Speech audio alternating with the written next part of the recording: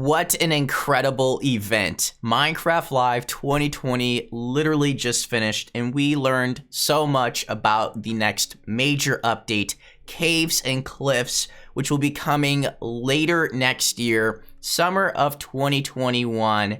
And I know some of you guys are going to be a little sad or maybe upset that it's not coming sooner, but this update is going to be major. It's going to be enormous, introducing new caves, new mobs, new ores. We have so much going on with this update, and today I figured why not have a video showcasing the bulk of everything we've seen in this stream all in one nice little video, so you guys can see everything that they showcased. If you missed a couple features during the stream, I'm gonna have everything important, all the major features and items and other things that they showcased in this video, so you guys can check it, and I'll have everything in the description as well. So let me know down below in the comment section your favorite feature out of this entire update. What did you enjoy the most during Minecraft Live 2020? Don't forget to hashtag Stealth Army as well, and let's see if we can get over 17 likes in today's video, especially if you guys are just really hyped for the next update and the update after that. It'd just be a huge help and very supportive. With that said, let's go ahead and kick things off with the first few features.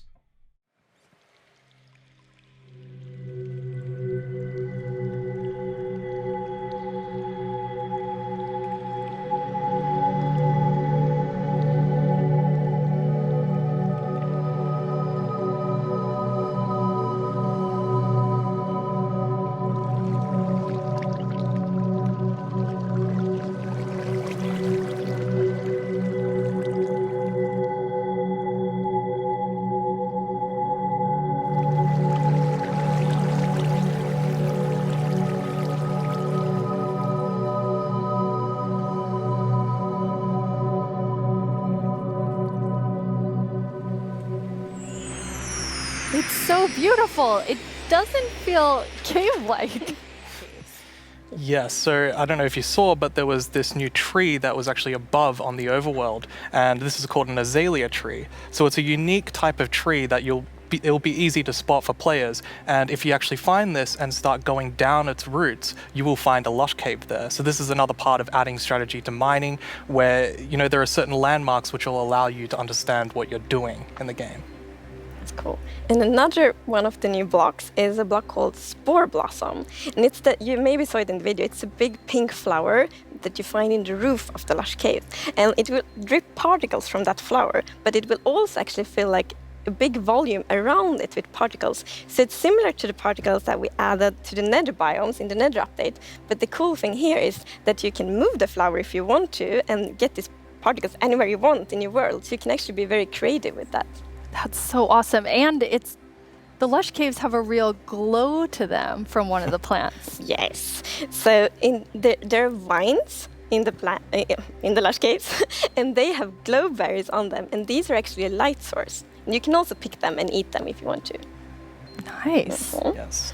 And another plant we actually have is the drip leaf plant. And you can actually see that they can kind of grow from like water or anywhere else. And they grow quite tall, but they have like a little plant on the top that you can actually hop onto. So the idea of the mechanic behind it is that the leaf will actually tilt down when you stand on it too long. So this will actually make you fall through. However, after a few seconds, it'll come back up. So it's kind of this like platforming block that allows you to just, continue platforming over and over again, which I hope is really exciting for, content creators making maps. Yeah, you can build like your own platforming levels, and then they will repair themselves. That's kind of neat. It's so beautiful in there. And there's actually a mob coming to the lush caves. Yes, there is.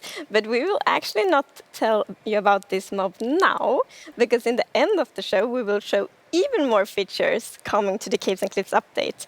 And then we're going to show that mob. This is the first time we have so much that we're actually splitting the update section into two at the beginning. Yeah, so as you can see here, I mean, this is drastically different to what caves used to look like. And there's definitely still the old style of caves, but we wanted to make sure that there was much more variety in the sort of caves and the shapes and the sizes you could get.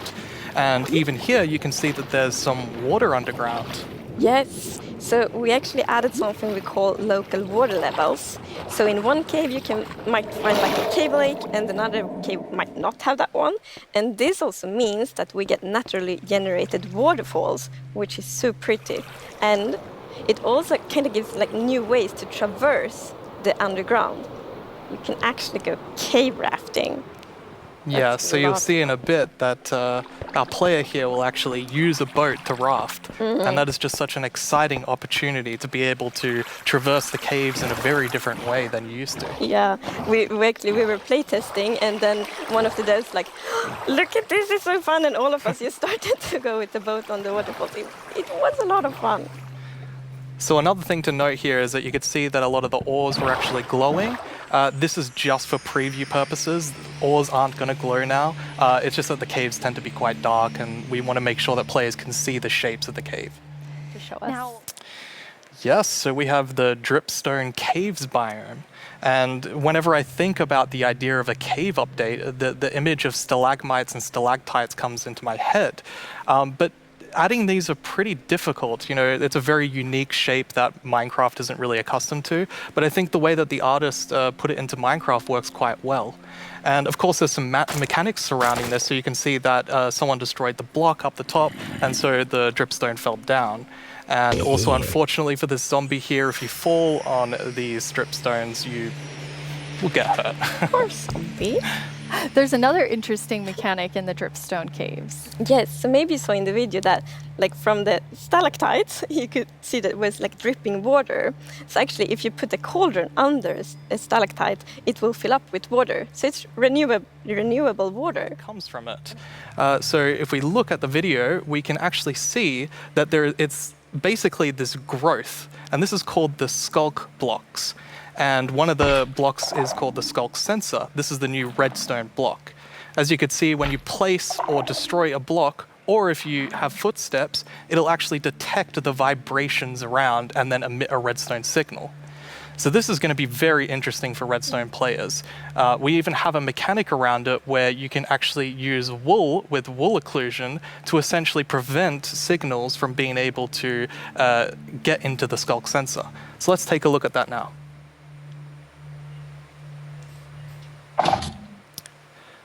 And as you can see here, I walked next to the sculk sensor, and it's actually kind of doing an infinite loop where the piston is causing a vibration, and then it's activating the sculk sensor and going over and over again. But here, I've actually put a wool block in between the piston, which prevents the signal from going to the sculk sensor.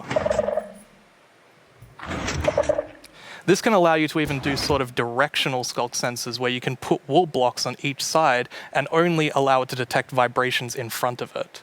And vibrations can be so many different things. You know, it can be a snowball hit, it could be an arrow, it could be footsteps, it could be blocks, anything. So cool. Yeah. And another thing, we had a bit of a happy accident with this, because we realized that we get wireless redstone thanks to the sculk sensor. Yes. So, and we didn't even plan to add it, but then when we started playtesting, we're like, wait, we got wireless redstone, and that's so exciting. And well, you can just build so many cool things with that. It's going to be exciting to see what the community will build. Yeah, you're really looking for community feedback to make sure this feels great for everyone. Absolutely. I think because this is such a unique mechanic, we really want to make sure that we get it right. And, you know, we love the redstone community and we want to make sure that we do it right. So any feedback you have, any ideas, send it to us and we will work with you to make this the best block that it can be.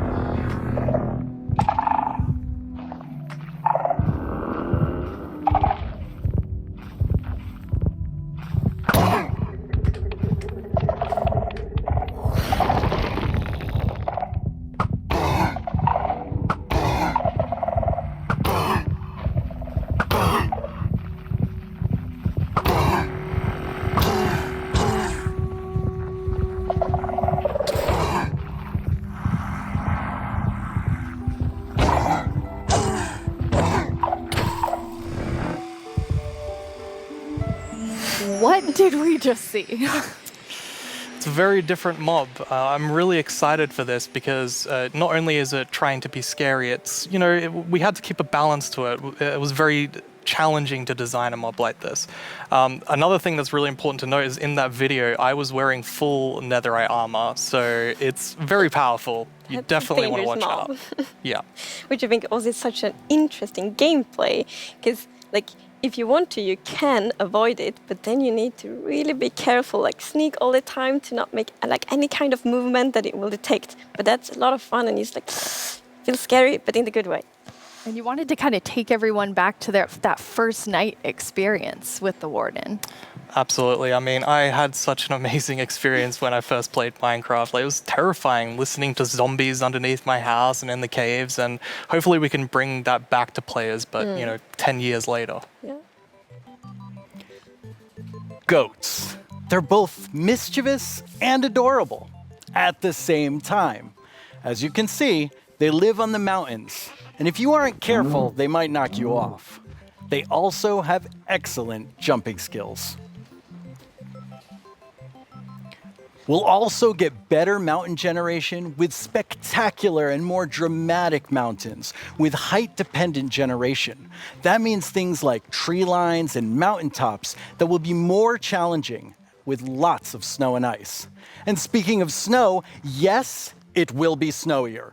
We will also have a new block called powder snow, which will be a kind of trap block. It looks similar to snow, but if you or a mob walk on it, you will fall right through.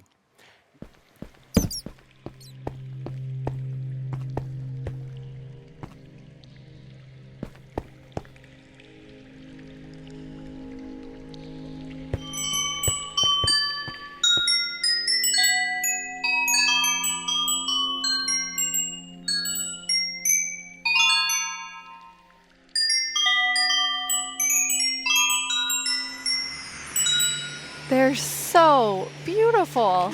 Yes, that the moment you turn the corner and you see that glowing thing, that's so, Yeah. it's Like, incredible. The atmosphere in the crystal geode, Yes. it's like mystical. Yeah, they're so pretty. And we were thinking a lot about like what is the purpose for crystals in Minecraft? And one thing is like they should have a use, and we will talk more about one of the usages soon. But the other thing is a lot about just adding a lot to the experience of exploring. And we want them to be quite rare. So when you find them, it's really gonna be like magical, because they're just beautiful. And when you walk on the crystals, you hear these sounds. Yeah, it's just, we talked before about the pillar of underground of Marvel. And I feel they're just the perfect feature for that sort of pillar, Yeah. right? But you can't just take them with you. Right, so you can break the crystal plant we saw in the video, but they actually grow from a very special block. And that block is unobtainable. It's sort of like you think about spawners, right? You cannot just take it and put it in your base. It makes you go and build farms all around your world. And that also encourages you to create tunnels between them and find out ways of transferring those items from place to place. And I just love those sort of features that really encourage other gameplay in the game. As an explorer myself, I'm very excited about Yes. finding all of these. And you mentioned a usefulness to them. Oh yeah. Yes. So from those crystal plants, you get crystal shards items, and you can actually use them to craft a telescope.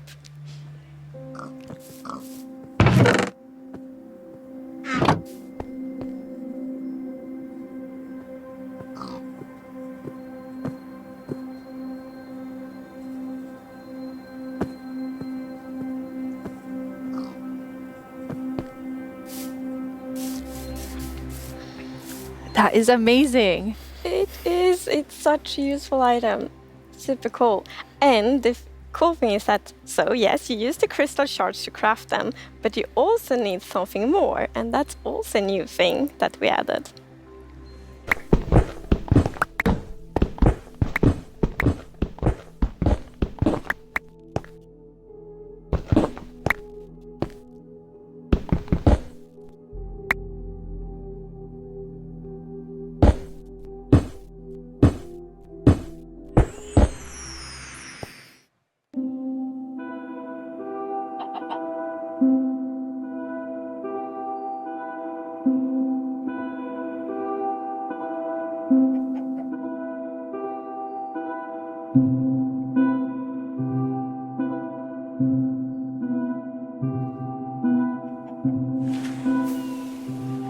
And copper won't only be used for the telescope. You actually have another really cool thing that you'll be able to craft with it. Yeah. So Jens talked a bit before about these design principles that we have in Minecraft. And one of them is that if something bad happens, the player either caused it or it has a way to sort of avoid it. And one of those exceptions, for example, is lightning striking. Now, some people like to build wooden roofs in Minecraft. Some even build wall roofs. Looking at me, Right. it's not at all like the grandest castle in my realm actually has a roof fully built of wool. Yeah, that's not a good idea. No, but we did get some fires. yeah, so to try to help the players with that, we are introducing the lightning rod.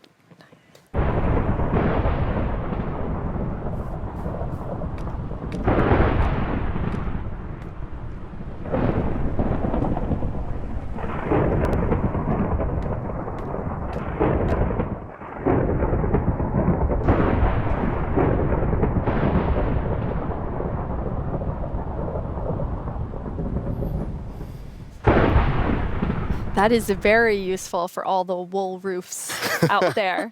And we actually have an item in this update that will be really helpful, and it's the bundles.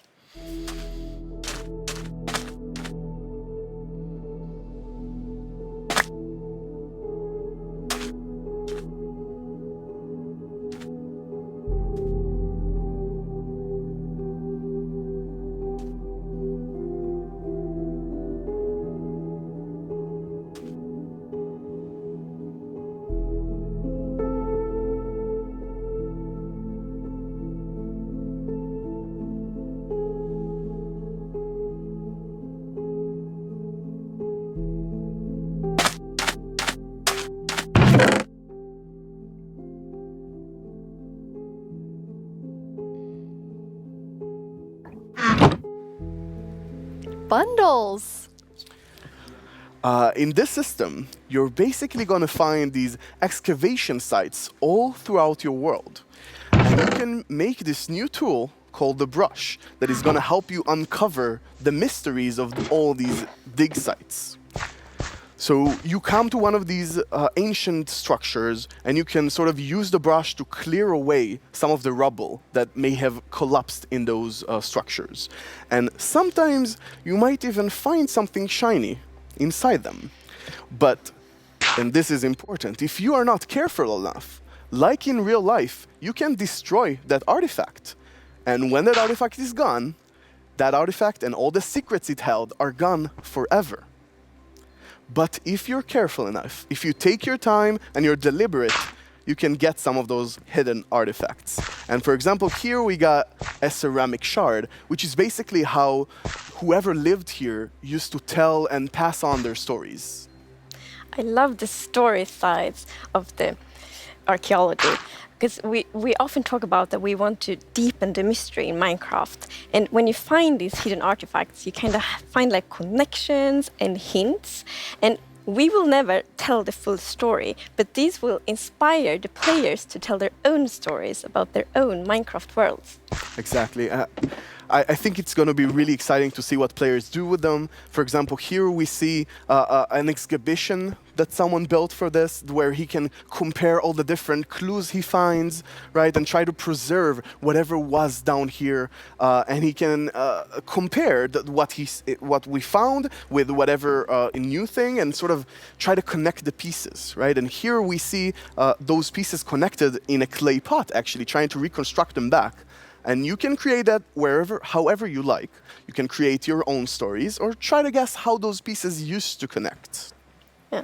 It's also so fun to be very creative with these new pots, because you can put the shards in any way you want. Exactly, and when you're pleased with your creation, you can fire them up and you have your own painted clay pot. Pretty. So, Nir, is this programmer art still? Yeah, the art we're seeing is still work in progress, but I personally like the dragon. I think it's cute. Yeah, it didn't say programmer art isn't pretty. Yeah, you know, the problem is the artists are way too good. Yeah, Right? They just make us look bad. I don't know.